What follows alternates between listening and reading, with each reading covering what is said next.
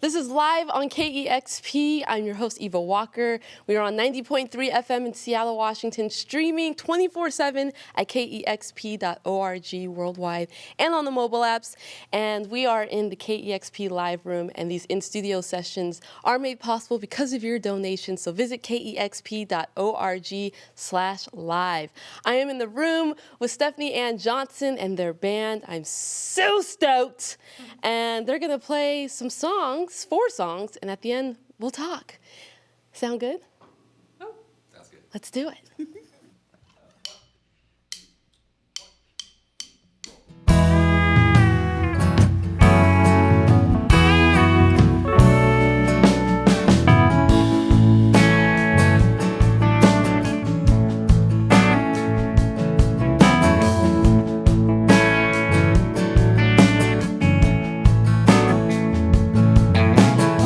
You ain't got to clear that back pasture.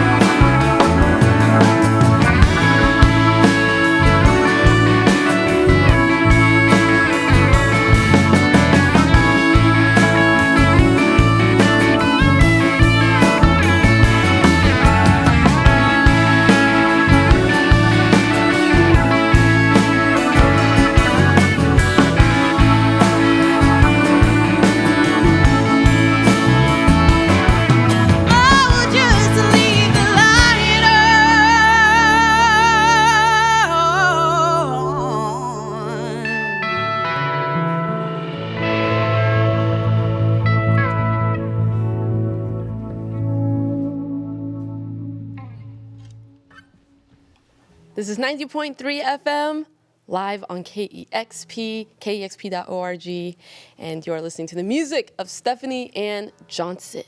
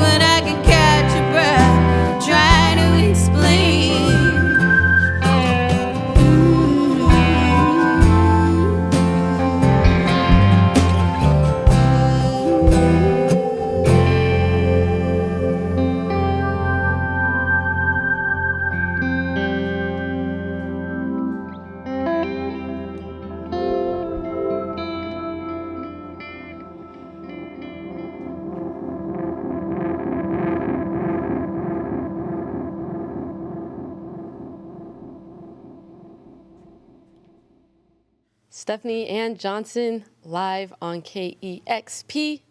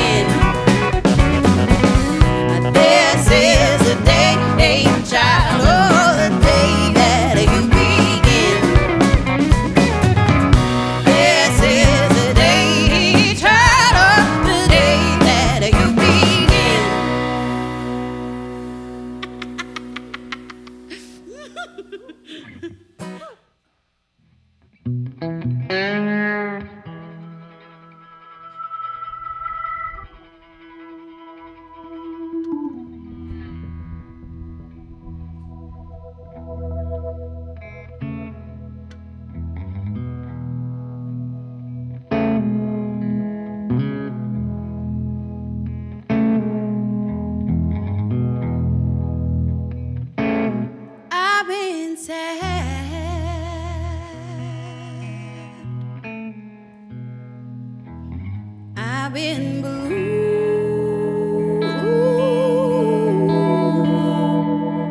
I've been dying over you. You've been washed in my blood. Oh, these years.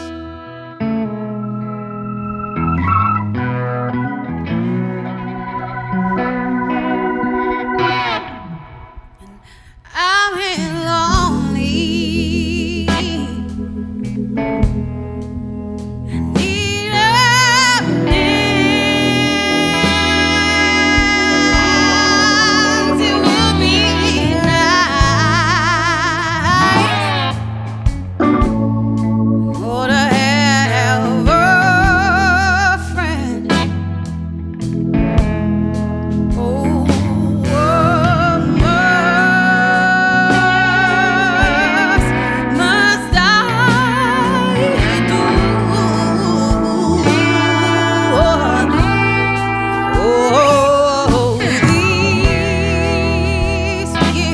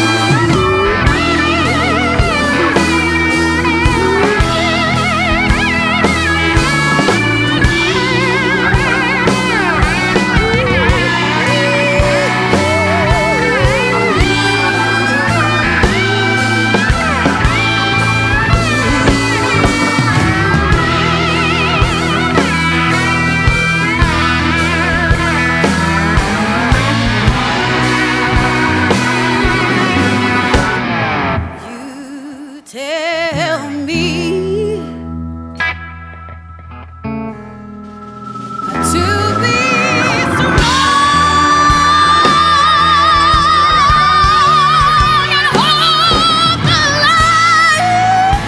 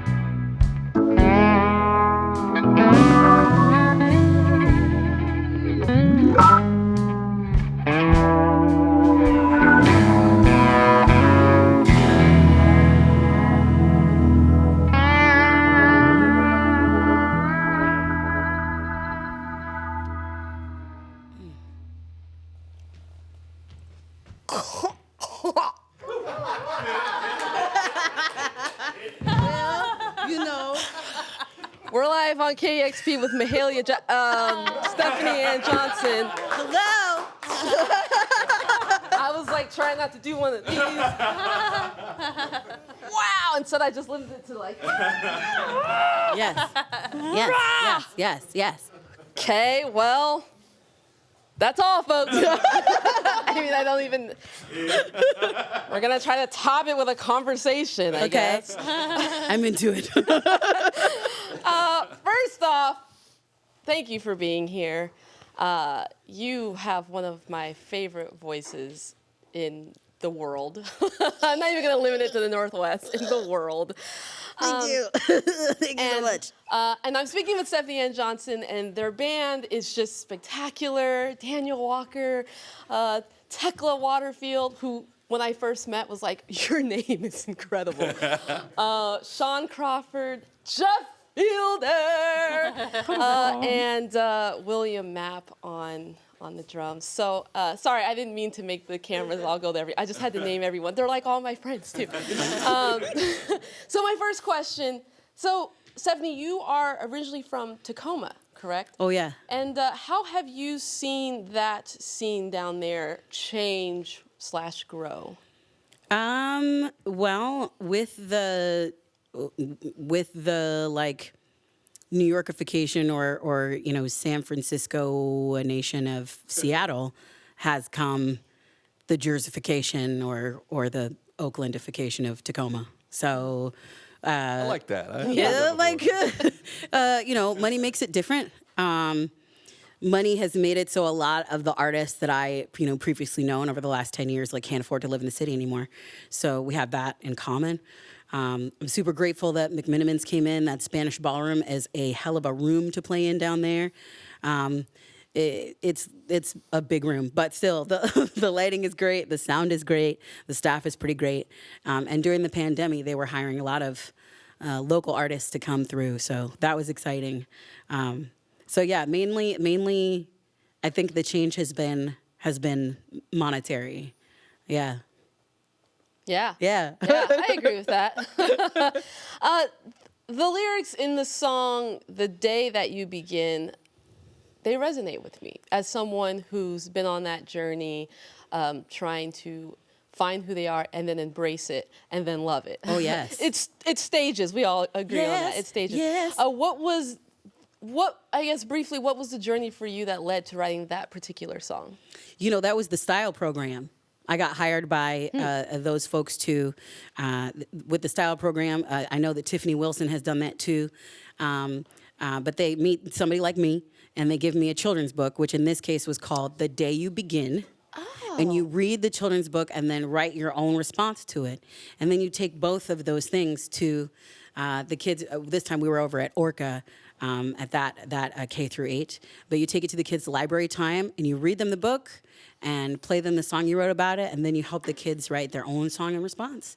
And then it gets recorded and it gets put up on the internet for all of the kids to share with their grown-ups, whoever they may be, and the rest of the people in their lives. So it's a very cool program. I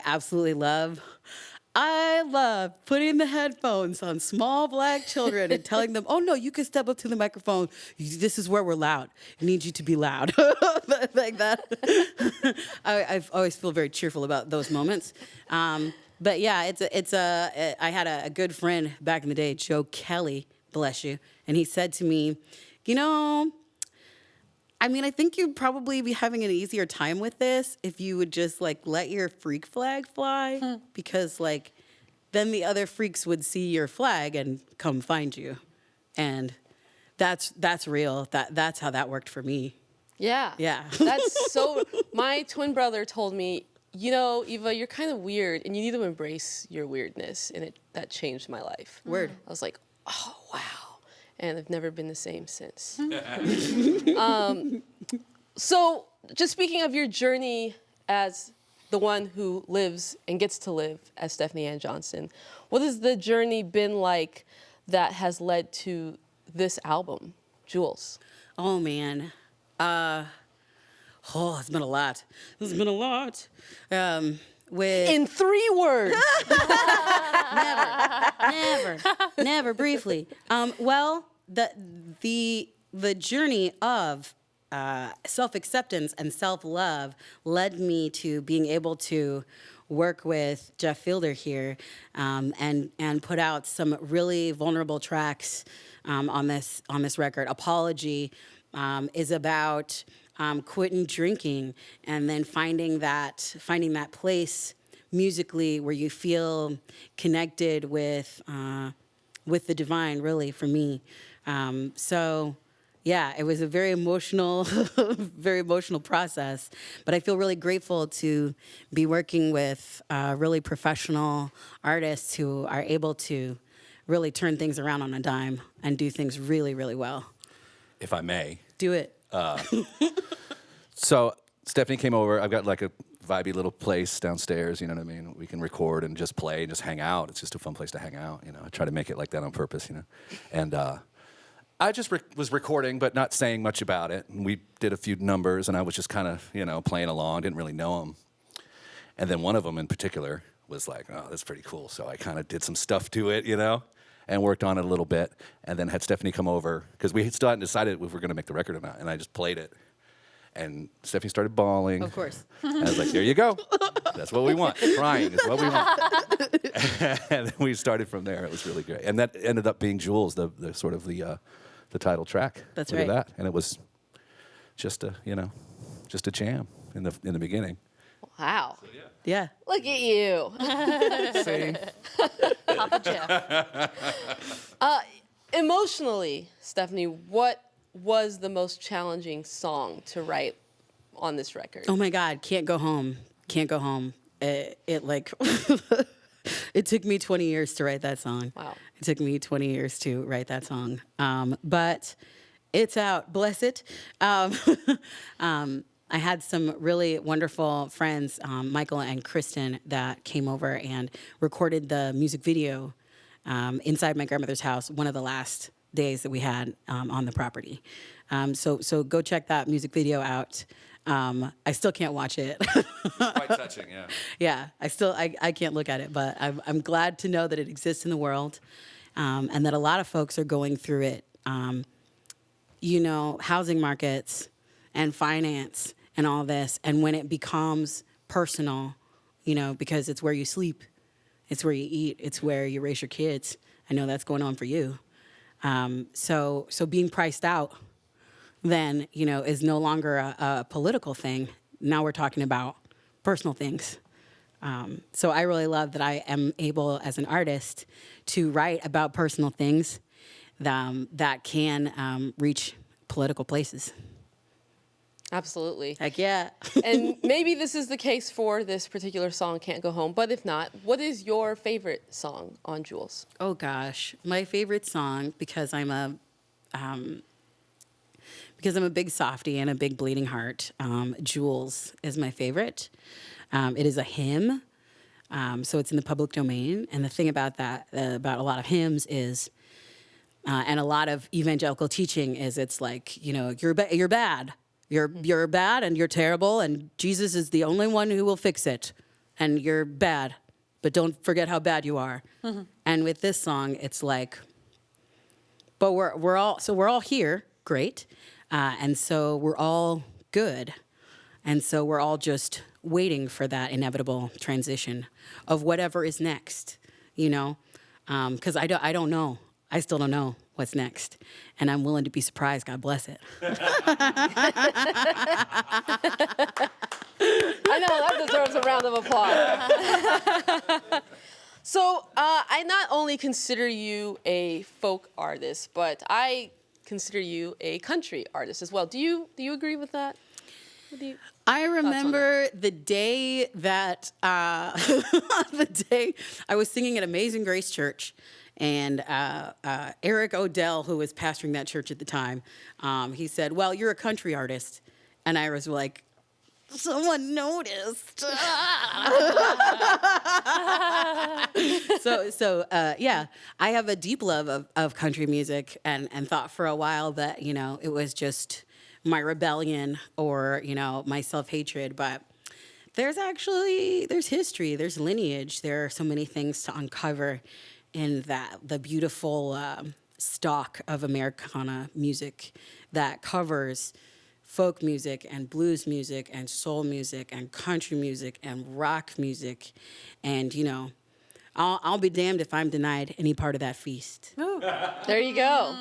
Yeah, That's right. Yeah. And I mean, I love country music too, you know, and there's just so much to it, and I feel like you're at the roots of it. You know what I mean? Like, yeah. The original idea of what I guess, should be thought of when you think of country music versus, but I have a truck and I named it and I wrote a song about it. So, Well, yeah. you know. I mean, whatever, that could be a country song, but there's also more to it than that. Right now, we mostly think of like trucks and whatever, pies, whatever. But it's like there's this other side of it that's very gospel influence and spiritually influenced that I feel like you tap into, and it's very, very country to me. Well, you know, like Jeff was saying, this is music that gets played in the house or in the kitchen or in the basement with your friends.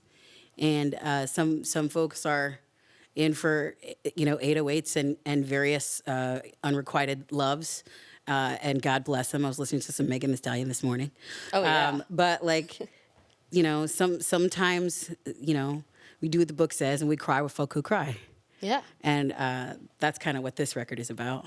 Yeah, there you go. I love that. Who says, have you ever tried twerking the Iron Maiden? You can mix, you can mash things up. Who says you can't twerk to Johnny Cash? You can. So what sort of influence do you hope that this album has specifically on Black, non-binary, female identifying or male identifying youth? I'm just really hoping, like, one of my favorite things to do when I show up as a queer person for younger people is I love to just be living proof that you can get old. That, you know, we are not the miscreants we've been told that we are, and we don't all, you know, die young in nefarious ways. Like, some of us live to get old and love our communities the whole time. And that's what I'm trying to do. That's what I'm aiming at. That's beautiful. Thank you. Well, thank you, Stephanie and Johnson, and for the band, for all being here. Jeff, Shaun, William, Daniel, Tekla. This is live on KEXP. I'm your host, Eva Walker, and these in-studio sessions are made possible because of your donations. So please visit kexp.org/live. And thank you again, Mahaley Stephanie. That's just your name, Mahaley Stephanie. I'll take it. And